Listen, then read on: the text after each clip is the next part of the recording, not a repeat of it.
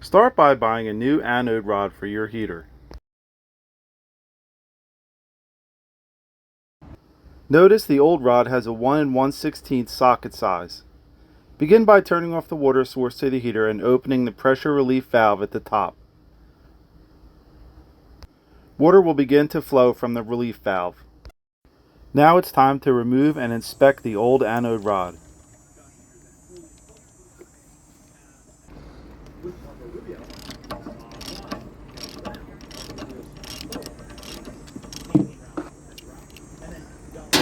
I purchased a cleaning rod that attaches to my garden hose to flush most of the sediment from the bottom of the tank.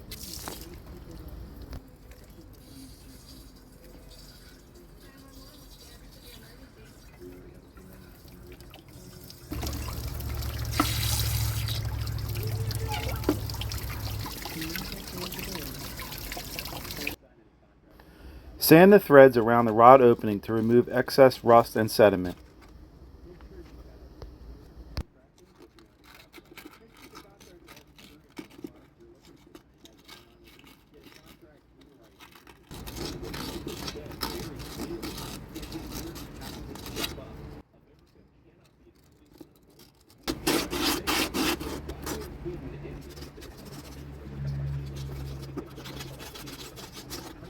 Insert the new rod finger tight to be sure it isn't cross-threaded, then tighten it 3/4 of a turn with the socket wrench.